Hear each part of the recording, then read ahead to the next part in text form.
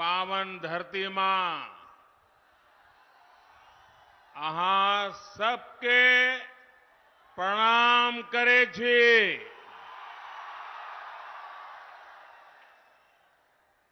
अररिया फणीश्वर नाथुराम जी की भूमि है और जब जब भी मुझे यहां आपके बीच आने का अवसर मिला है, हर बार बाबा मदनेश्वर और मां काली की कृपा और आप जनता जनार्दन आपका भरपूर आशीर्वाद मिला है। आज भी अररिया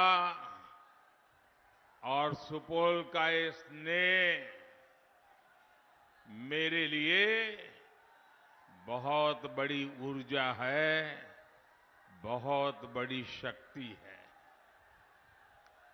मैं आपको विश्वास दिलाता हूं, आपके इस कर्ज को उतारने के लिए मैं और ज्यादा मेहनत करूंगा और तीसरे कार्यकाल में आपके हित में, देश के हित में और ज्यादा बड़े फैसले देश लेने वाला है। साथियों, मैं हिंदुस्तान के कोने कोने में इन दिनों जनता जनार्दन के आशीर्वाद मांगने के लिए जा रहा हूं और देश के कोने में जहां जहां गया, शहर हो, गांव हो, पुरुष हो, स्त्री हो, युवा हो, युवती हो, पूरे देश एक ही बात कह रहा है, फिर एक बार, फिर एक बार, फिर एक बार। भाइयों और बहनों, आज दूसरे चरण का मतदान भी चल रहा है। ये लोकतंत्र का महापर्व है।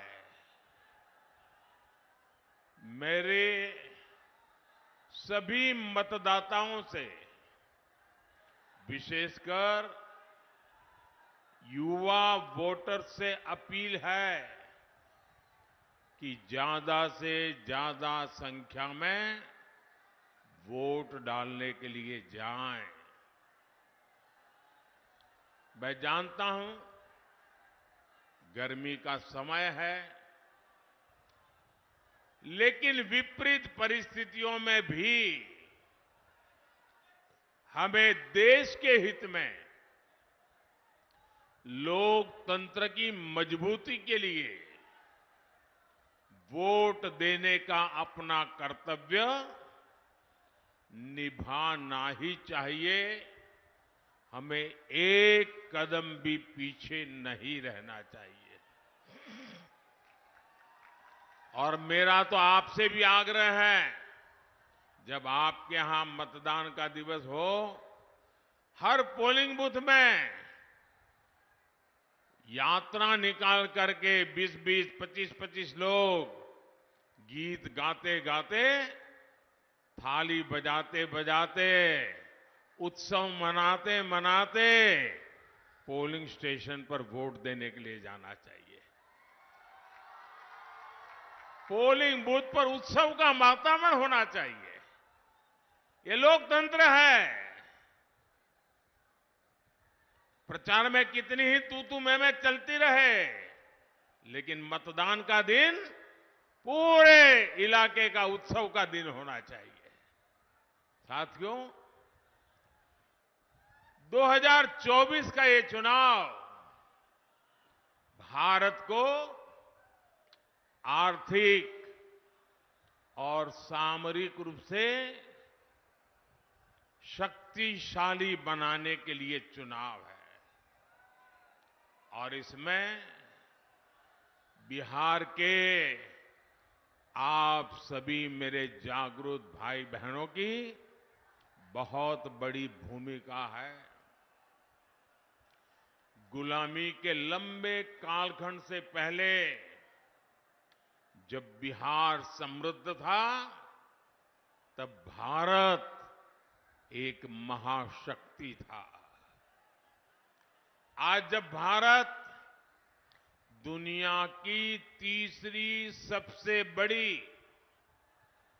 आर्थिक महाशक्ति बनने के लिए चल पड़ा है तो बिहार की भी इसमें बहुत बड़ी भूमिका है।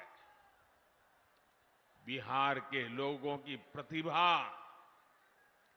यहां के लोगों की बौद्धिकता, यहां के लोगों की परिश्रम की पराकाष्ठा करके दिखाने का जो जज्बा है ना, ऐसा जज्बा कहीं और देखने को नहीं मिलता है।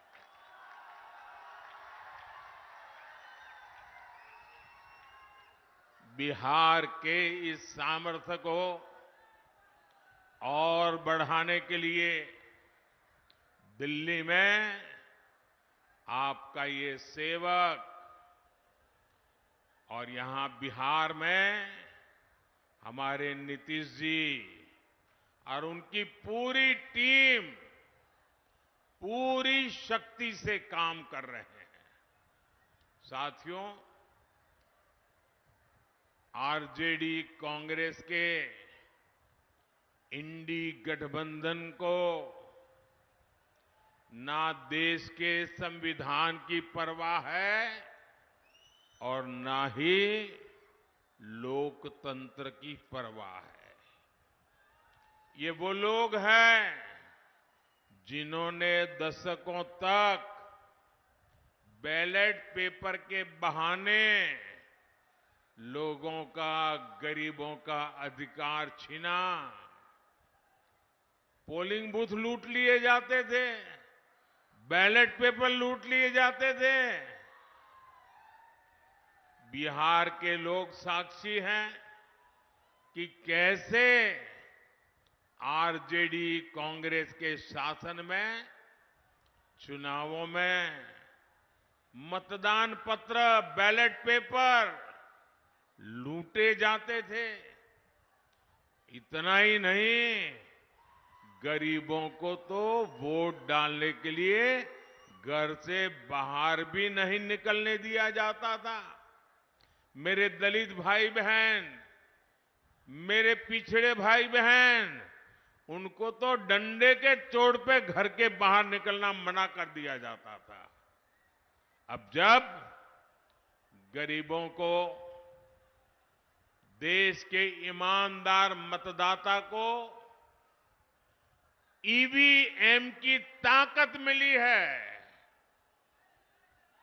तो ये जो चुनाव के दिन लूट चलाते थे,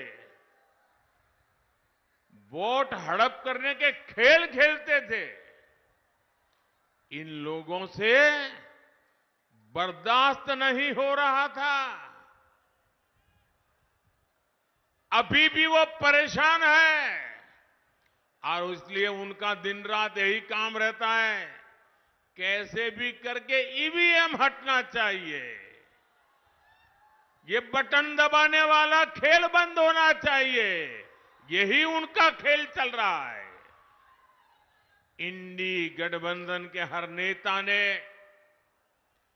ईवीएम को लेकर जनता के मन में संदेह पैदा करने का पाप किया है।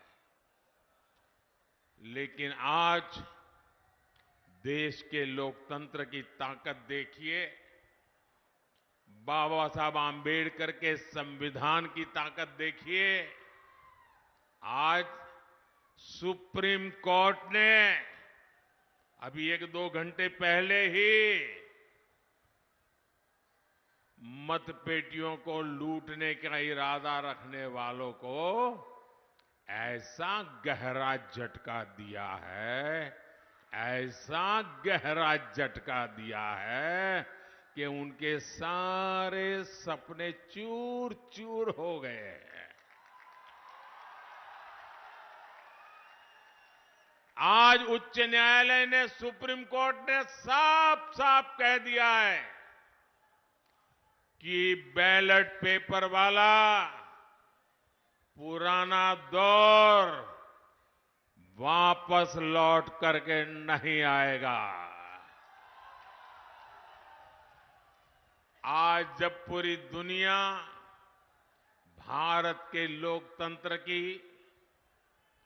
भारत की चुनाव प्रक्रिया की, भारत के चुनावों में टेक्नोलॉजी के उपयोग की वाहवाही करती है, तारीफ करती है, तब ये लोग अपने निजी स्वार्थ के लिए बदनीयत से ईवीएम को बदनाम करने पर लगे पड़े थे। इन्होंने लोकतंत्र के साथ लगातार विश्वासघात करने की कोशिश की है, लेकिन आज इन्हीं लोगों को देश की सर्वोच्च अदालत ने, सुप्रीम कोर्ट ने ऐसा करारा तमाचा मारा है, ऐसा करारा तमाचा मारा है, ये अब मुंह ऊंची करके देख नहीं पाएंगे जी।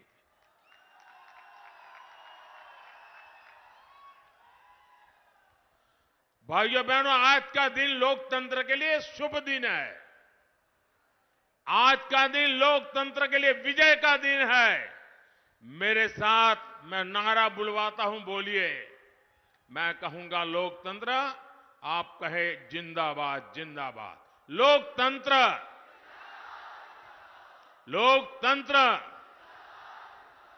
लोकतंत्र। मैं दूसरा नारा बुलाता हूं, बाबा साहब आंबेडकर अमर रहे, अमर रहे। बाबा साहब आंबेडकर, बाबा साहब आंबेडकर, बाबा साहब आंबेडकर। इंडी गठबंधन के हर नेता को देश की जनता की माफी मांगनी चाहिए। माफी मांगनी चाहिए कि नहीं मांगनी चाहिए? माफी मांगनी चाहिए कि नहीं मांगनी चाहिए? साथियों, आज देश में राजनीति की दो मुख्य धाराएं बन गई हैं। एक धारा बीजेपी और एनडीए की है, जिसका मकसद है देश के लोगों को सशक्त करना, हर लाभार्थी के दरवाजे तक खुद जाकर उसे लाभ पहुंचे। इसके विपरीत एक ऐसी धारा है कांग्रेस और आरजेडी की, इंडी गठबंधन वालों का मकसद है देश के लोगों से छीनना, उन्हें तरसाकर रखना और खुद की तिजोरी भरना।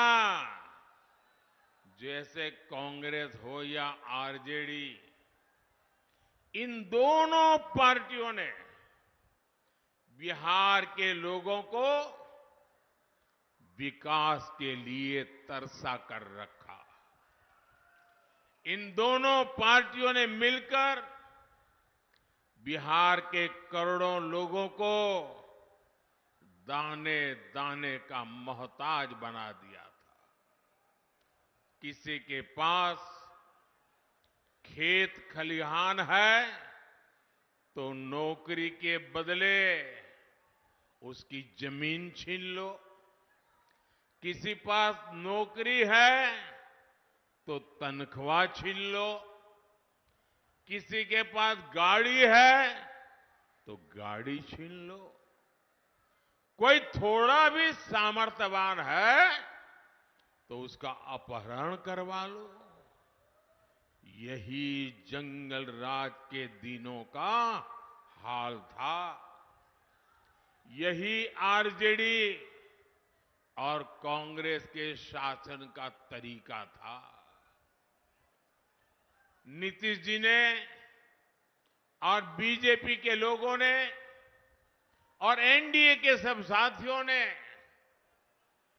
बड़ी मेहनत करके बिहार को उस जंगल राज से बाहर निकाला है। अब एनडीए की सरकार मिलकर प्रयास कर रही है कि हर लाभार्थी के दरवाजे पर पहुंचे, उन्हें अपनी योजनाओं से जोड़े। पिछले 10 साल में बिहार के लोगों को 50,000 करोड़ रुपए, ये आंकड़ा याद रखोगे? मेरे बिहार के लोग तो बहुत जागरूक है। मैं जो आंकड़ा बोल रहा हूं याद रखोगे? जरा आप जवाब दे तो मैं बोलूं। जो मैं आंकड़ा बोल रहा हूं याद रखोगे? जो आंकड़ा मैं कह रहा हूं याद रखोगे? 50,000 करोड़ रुपए से ज्यादा डायरेक्ट बेनिफिट ट्रांसफर के तहत सीधा दिल्ली से आप सब लोगों के खाते में भेजे गए हैं। 50,000 करोड़ रुपया। अररिया और सुपौल के किसानों के बैंक खाते में पीएम किसान सम्मान निधि के 1,600 करोड़ रुपए जमा हुए हैं। कोई बिचौलिया नहीं, कोई रिश्वत नहीं, कोई कट नहीं, कोई चोरी नहीं, सीधा किसान के खाते में मोदी ने भेजा है। यहां अररिया और सुपौल दोनों जिलों में गरीबों को 3 लाख पक्के घर मिले हैं। 3 लाख पक्के घर। साथियों, बहनों बेटियों के जीवन को आसान बनाना, ये एनडीए की प्राथमिकता है। बहनों को उनकी सुविधा के लिए नल से जल मिला है, शौचालय मिला है, मुफ्त बिजली कनेक्शन मिले हैं। एनडीए सरकार की मुफ्त राशन की योजना ने हमारी माताओं, बहनों, बेटियों की बहुत बड़ी चिंता समाप्त कर दी है। 5 लाख रुपए तक के मुफ्त इलाज वाली आयुष्मान योजना बहनों बेटियों के लिए नई संजीवनी बनाई है। भाइयों बहनों, हम लोग तो जानते हैं अपने परिवारों में, क्योंकि मैं भी तो आप ही की तरह बिल्कुल सामान्य परिवार से, गरीब परिवार में पैदा होकर के आया हूं, और इसलिए मैंने उन दुख दर्द क्या होता है ना, वो जी करके आया हूं। आपने भी वही देखा है। हमारे यहां परिवार में कोई मां बीमार हो जाए ना, गंभीर बीमारी हो, लेकिन वो घर में किसी को पता ही नहीं चलने देती। वो दुख सहन करती है, काम करती रहती है, लेकिन घर में किसी को पता नहीं चलने देती कि उसे इतनी बड़ी मुसीबत हो रही है। क्यों?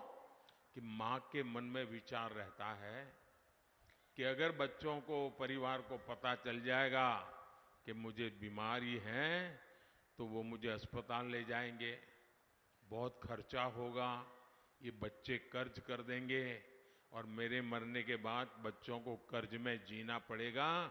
मैं अपने बच्चों को कर्ज नहीं करने दूंगी, मैं बीमारी सहन कर लूंगी, अगर मौत जल्दी आएगा तो स्वीकार कर लूंगी, लेकिन मेरे बच्चों पर मैं कभी भी कर्ज नहीं होने दूंगी। और हमारे देश की माताएं बहनें कितना ही ज्यादा दर्द क्यों न हो, कितनी ही बड़ी बीमारी क्यों न हो, वो सहन करती रहती है। तब मेरे मन में विचार आया कि फिर इस बेटे का दिल्ली में बैठने का क्या मतलब है।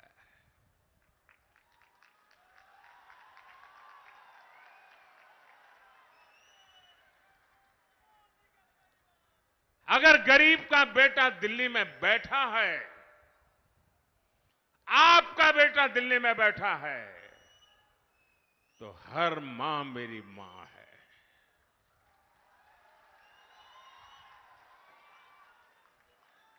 उसका दर्द, उसके स्वास्थ्य की चिंता दिल्ली में उसका बेटा करेगा, और उसका इलाज का पूरा खर्चा ये आपका बेटे करेगा। और अब मैं एक नई योजना आपके पास लेके आया हूं। किसी भी जाति बिरादरी में पैदा हुआ हो, कुछ भी कमाता हो, शहर में रहता हो, गांव में रहता हो, अब हर परिवार में बुजुर्ग होते ही होते हैं। 70 साल की उम्र के माता पिता, दादा दादी, नाना नानी, चाचा चाची हमारे परिवार में होते ही हैं। और वो कमा धमा तो सकते नहीं है, और जब कमा धमा सकते नहीं और बीमारी तो आ ही जाती है इस उम्र में, और बीमारी आती है तो जो बच्चे कमाते हैं उन पर खर्च आ जाता है। अब बच्चों के लिए चिंता होती है कि मां बाप की बीमारी में पैसा खर्च करूं कि बच्चों की पढ़ाई में खर्चा करूं। और इसलिए जो 40, 50, 55 साल का बेटा जो मेहनत करके कमा रहा है, उसको एक बोझ रहता है। अब आपका ये बोझ भी मोदी उठाएगा। 70 साल की ऊपर के आपके पर किसी भी परिवार में बुजुर्ग माता पिता है, अब उनका इलाज का खर्चा उनके संतानों को नहीं करना पड़ेगा, ये उनका बेटा करेगा। साथियों, कांग्रेस और आरजेडी आपका हक छीनने की प्रवृत्ति से बाज नहीं आ रहे। अब कांग्रेस ने दलितों, पिछड़ों, आदिवासियों के आरक्षण का हक छीनने की बहुत गहरी साजिश रची है, और ये मैं बहुत जिम्मेवारी पूर्वक कहता हूं। देश के संविधान ने, बाबा साहब आंबेडकर ने साफ साफ कहा है कि भारत में धर्म आधारित आरक्षण नहीं हो सकता। लेकिन कांग्रेस पूरे देश में धर्म आधारित आरक्षण के लिए जोर लगा रही है। कांग्रेस चाहती है कि उसका कर्नाटका का आरक्षण का जो मॉडल है वो पूरे देश में लागू हो। और ये कर्नाटका का आरक्षण का मॉडल क्या है, ये कर्नाटका का रिजर्वेशन का मॉडल क्या है, आप सब बिहार के मेरे भाइयों बहनों को मैं ध्यान से समझाना चाहता हूं। और जो लोग नहीं है ना, उनको भी मेरा वीडियो जरूर भेज देना, पूरे बिहार के घर घर में पहुंचा देना। मैं जरा बड़े दर्द और दुख के साथ, और आपकी चिंता है ना इसलिए मैं बात कहना चाहता हूं। कर्नाटका का मॉडल क्या है? कर्नाटका में कांग्रेस ने ये जो ओबीसी समाज को आरक्षण मिलता है, जो 27% का कोटा है, उसमें से चोरी करने का बहुत बड़ा खेल खेला है। उसमें से काट करके धर्म के आधार पर मुसलमानों को देने का षड्यंत्र किया है। अब सुप्रीम कोर्ट मना करे, संविधान मना करे, तो उन्होंने एक नई चालाकी की है और सभी के आंख में धूल झोंक करके, ओबीसी समाज की आंख में धूल झोंक करके पर्दे के पीछे उन्होंने खेल खेला है। उन्होंने क्या किया, रातों रात कर्नाटका में जितने भी मुसलमान समाज के लोग थे, कितने ही अमीर क्यों न हो, कितने ही पढ़े लिखे क्यों न हो, भले कोर्ट में जज बन करके बैठे हो, कोई भी हो, रातों रात उन्होंने एक कागज पे थप्पा मार करके उनको ओबीसी बना दिया, सबको ओबीसी बना दिया। अब परिणाम क्या हुआ, जो ओबीसी समाज के लिए 27% आरक्षण था, उसका बहुत बड़ा हिस्सा इनके खाते में चला गया और जिस ओबीसी समाज को आरक्षण मिला था, उनका हक सवालिया निशान में फंस गया। इन्होंने ओबीसी के हक पर डाका डाला है और अब यही काम कांग्रेस यहां बिहार में, देश के और हिस्सों में करना चाहती है और यहां तो आरजेडी पूरी तरह उनका समर्थन कर रही है। आप मुझे बताइए, आरजेडी ने कांग्रेस के इस पाप के विरुद्ध में एक शब्द भी बोला है क्या? एक शब्द भी बोला है क्या? यानी यहां बिहार के हमारे जो कुर्मी भाई बहन हैं, कुशवाहा भाई बहन है, मंडल है, यादव है, निषाद है, कई सारी हमारी जातियां ओबीसी समाज में आती है और मैं खुद उसमें से आता हूं, इसलिए मुझे पता है कि हम लोगों की जिंदगी क्या है।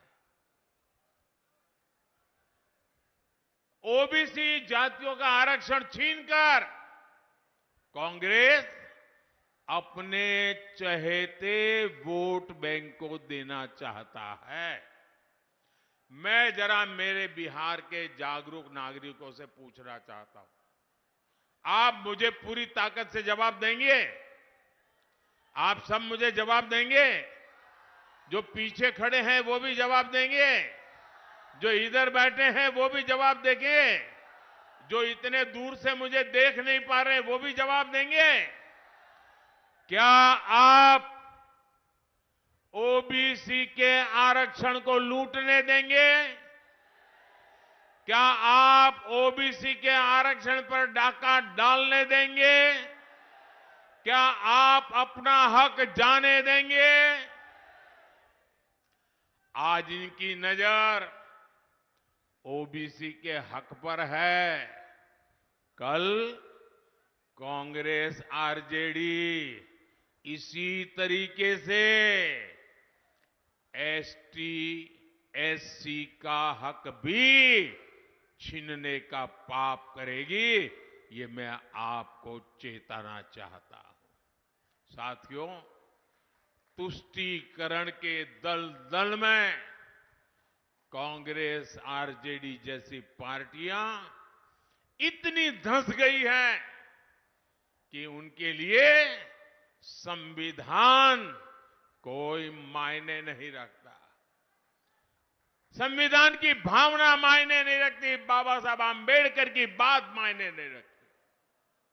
2011 में जब दिल्ली में आरजेडी और कांग्रेस की सरकार थी, ये आरजेडी वाले सरकार में थे, तब उस समय के प्रधानमंत्री डॉक्टर मनमोहन सिंह जी की कैबिनेट ने ओबीसी आरक्षण का हिस्सा छीनकर, डाका डालकर धर्म के आधार पर वोट बैंक को आरक्षण देने की मंजूरी दे दी थी। उस समय जागरूक कोर्ट ने इन्हें ऐसा करने से रोक दिया था। बावजूद इसके ओबीसी कोटे से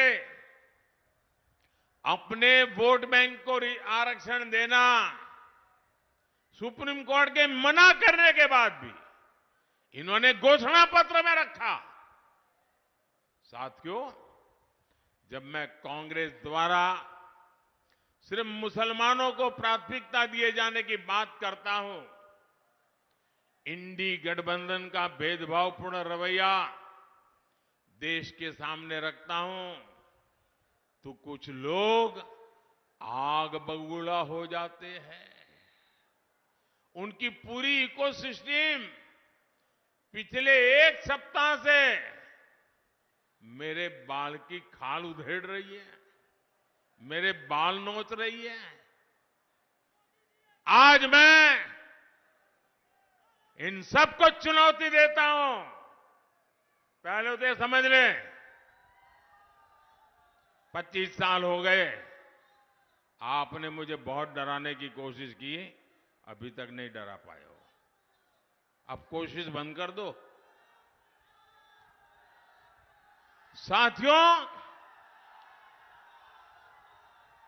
इन्होंने यहां तक झूठ फैलाया कि अभी डॉक्टर मनमोहन जी ने ऐसा कहा ही नहीं था कि देश के संसाधनों पर पहला हक मुसलमानों का है। लेकिन साथियों, आज डॉक्टर मनमोहन सिंह जी का एक और पुराना वीडियो सामने आया है, जिसमें फिर से वो वही कह रहे हैं कि देश के संसाधनों पर पहला हक मुसलमानों का है। और ये वीडियो सामने आने के बाद कांग्रेस और उसका इकोसिस्टम, जो आए दिन मोदी को गालियां देता था, आज उनको जैसे सांप सूंघ गया है, सांप सूंघ गया है। जो मीडिया पहले के बयान को गलत ठहरा रही थी, उसने भी चुप्पी साध ली है। और मैं दिल्ली में उन मीडिया के लोगों को रात देर जाकर के देखा था। मैं आज उनकी व्यक्तिगत रूप से आलोचना करना नहीं चाहता हूं और नहीं ऐसे लोगों के लिए कुछ कहना चाहता हूं, लेकिन मैं देख रहा था, बिना सबूत, बिना जानकारी, बिना फैक्ट चेक किए एकदम से मोदी पर हमला बोलने के लिए नए नए शब्दों का श्रृंगार कर रहे थे। आज वीडियो सामने आ गया है। मेरा तो मीडिया से आग्रह है कि वो इस वीडियो, मनमोहन सिंह जी के वीडियो को देश को दिखाने की हिम्मत करें, जरा देश की जनता को जागरूक करें। नहीं करेंगे, ये इनका इकोसिस्टम है, देखना आप शाम तक गोलमोल करके डिब्बे में बंद कर देंगे। देश को भी जानना चाहिए कि इंडी गठबंधन ने 10 वर्षों तक किस मानसिकता से सरकार चलाई है। भाइयों बहनों, मैं खुल करके कह रहा हूं, पहले दिन से कह रहा हूं, इस देश के जो संसाधन है, इस देश की जो भी संपत्ति है, इस देश की जो भी संभावनाएं हैं, अगर उस पर पहला किसी का हक है तो मेरे देश के गरीबों का है, मेरे देश के मजदूरों का है, मेरे देश के खेत में मजदूरी करने वाले किसानों का है, मेरे देश में गरीबी में जीने वाली मेरी माताओं बहनों का हक है। किसी भी धर्म के क्यों न हो, लेकिन अगर वो गरीब है तो पहला हक उस गरीब का है। ये मोदी की सोच है। कांग्रेस ने जिस तरह अपनी वोट बैंक पॉलिटिक्स के लिए देश के हिंदुओं के साथ भेदभाव किया, पक्षपात किया, आज कांग्रेस की कलई खुल गई है। साथियों, इस बार भी जो मुस्लिम लीगी घोषणा पत्र कांग्रेस ने जारी किया है, और मैंने पहले दिन कहा था, ये कांग्रेस का मैनिफेस्टो पर मुस्लिम लीग की छाप है। और उसका भी सार यही, सत्ता के लिए छटपटा रहे लोग संविधान तक बदलने की हद तक जा सकते हैं। भाइयों और बहनों, यहां नीतीश जी के नेतृत्व में इतने सालों से हम मिलकर सरकार चला रहे हैं। हर जाति, हर समुदाय, हर धर्म के लोगों के विकास के लिए काम कर रहे हैं। हमने किसी से कुछ नहीं छीना, संविधान के हिसाब से सबको ध्यान रखा। लेकिन कांग्रेस और आरजेडी जैसी पार्टियां अपने स्वार्थ में संविधान की मूल भावना के खिलाफ जा रही है। भाइयों और बहनों, जब कोई भी देश आगे बढ़ता है तो उसके नागरिकों की संपत्ति भी बढ़ती है, उनकी कमाई भी बढ़ती है, उनके अवसर भी बढ़ते हैं। बीते 10 वर्षों में भारत की भी संपदा, भारत के संसाधन कई गुना बढ़े हैं। अब आप मुझे बताइए, ये जो देश के संसाधन है, इन पर पहला हक गरीबों का है कि नहीं है? मेहनतकश लोगों का है कि नहीं है? जो देश को बनाते हैं उनका हक है कि नहीं है? ये हक आपका है और मोदी आपका है। ये हक गरीब का, दलित का, पिछड़े का, आदिवासी का है। लेकिन आरजेडी और कांग्रेस का कहना है कि इन संसाधनों पर पहला हक उनके वोट बैंक का, खास लोगों का है। कांग्रेस ने कहा है कि वो आप लोगों की संपत्ति का, आपकी जमीन का, आपके खेत का, महिलाओं के गहनों का, स्त्री धन का, अरे मंगलसूत्र की भी जांच करवाएंगे। उन्होंने घोषणा की वो एक्सरे लेकर के एक्सरे निकालेंगे अगर सरकार उनकी बनी, और आपके घर में क्या पड़ा है, कहीं गहना दबा के छुपा के तो नहीं रखा, ये सारा हिसाब किताब निकालेंगे। और फिर आपके पास जो भी थोड़ी बहुत संपत्ति होगी वो छीन कर उसे अपने ये लोग वोट बैंक को दे देंगे। मुझे बताइए, आपके हक का, आपकी मेहनत की कोई भी चीज ये अगर छीनना चाहते हैं, ये खुली लूट होगी कि नहीं होगी? ये खुली लूट होगी कि नहीं होगी? साथियों, हमारे गांवों में सामान्य परिवार के पास कच्चा पक्का छोटा सा घर होता है, खेत खलियान होता है। कई बार खेत, घर अपने पुरखों से, माता पिता से मिलते हैं और कई बार वो खुद भी खरीद लेता है।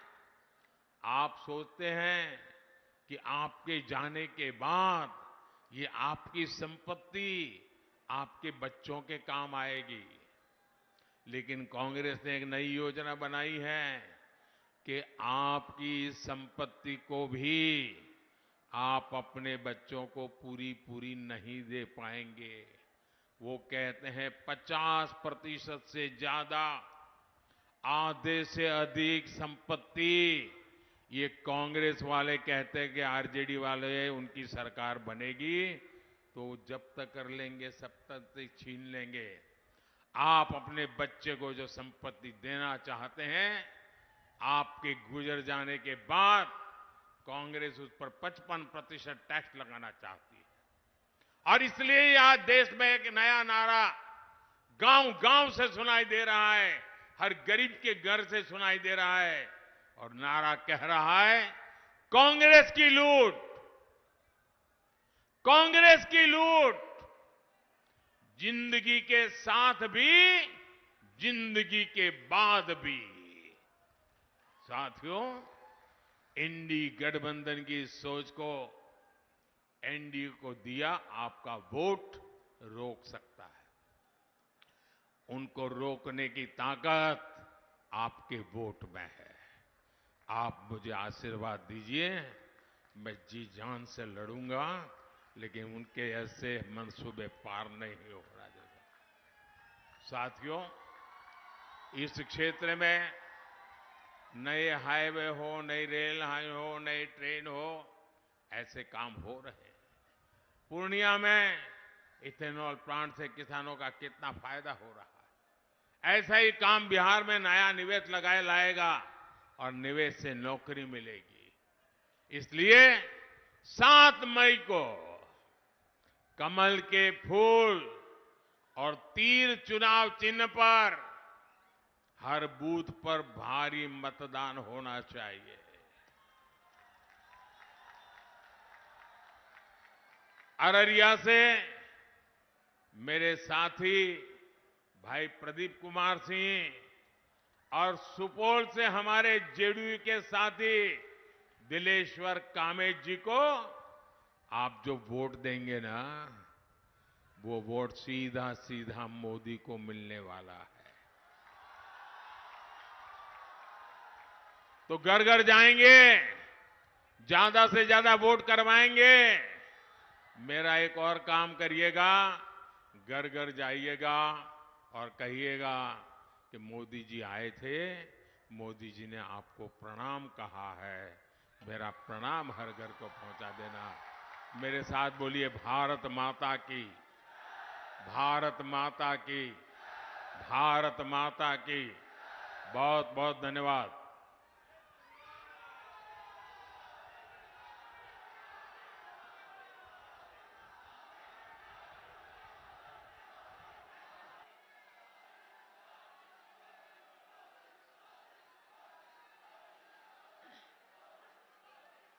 प्रधानमंत्री जिंदाबाद।